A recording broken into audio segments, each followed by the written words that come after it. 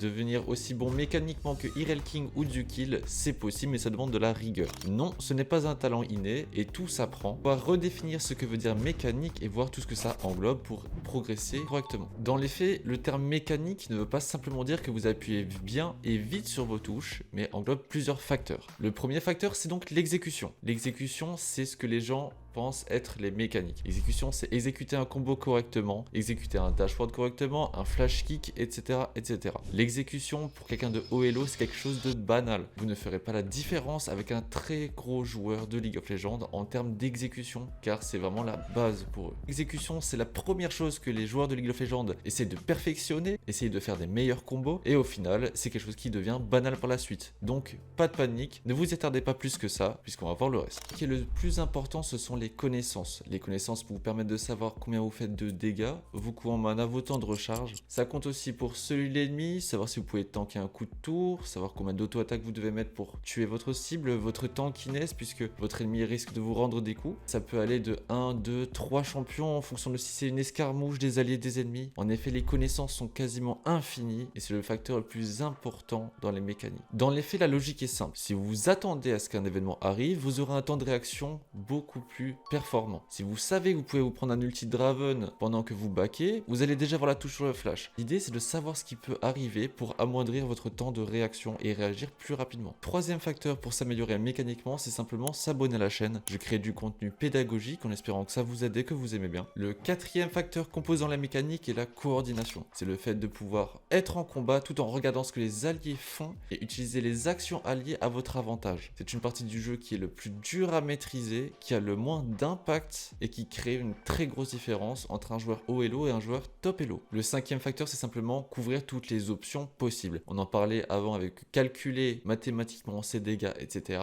Mais là, c'est la même chose. Savoir qui pourrait vous tomber dessus, est-ce que votre ennemi est seul, est-ce que vous pouvez choisir comment il va se déplacer en tirant un skill shot dans un certain sens, à un certain endroit, pour qu'il puisse prendre un angle large ou autre. Vous pouvez envoyer un skill shot peu important pour bait un win-wall de Yasuo par exemple, pour ensuite lui mettre le skill shot le plus important. Vous choisissez comment votre ennemi va réagir pour pouvoir prédire la fin. Alors forcément, la question que vous devez vous poser maintenant, c'est comment améliorer tous ces points. Pour ce qui est des mécaniques, vous allez simplement pouvoir taper vulgairement sur un poteau en training tool jusqu'à que vos combos rentrent à 100% et ne mettre aucun aléatoire dans vos exécutions en game. Pour les connaissances, à ce moment-là, vous pouvez voir sur des vidéos YouTube explicatives, pédagogiques, encore une fois. Vous avez beaucoup de joueurs très haut elo, même professionnels, qui streament sur Twitch. Pour la coordination, vous allez pouvoir directement partir en game avec votre meilleur pote en primate bot lane, en primate mid jungle. En tout cas, choisissez des rôles qui jouent très bien l'un avec l'autre. Même si encore une fois, la coordination c'est le plus compliqué et ce que vous n'avez pas focus tout de suite, mais en dernier facteur, pourquoi pas s'entraîner. Pour l'anticipation, simplement vous allez pouvoir vous entraîner en game, en ranked ou même en normal game, en vous posant les mêmes questions pendant toute la game. Est-ce que je peux mourir? Pourquoi? Par qui? Comment? À quel moment? Si vous répétez ces questions en boucle, vous ne pouvez pas être étonné de tomber en 1 contre 2 et vous allez peut-être pouvoir clutch la situation. J'espère que cette vidéo vous a plu. N'hésitez pas à tabasser le pouce bleu et l'abonnement. On se retrouve dans une prochaine vidéo pédagogique.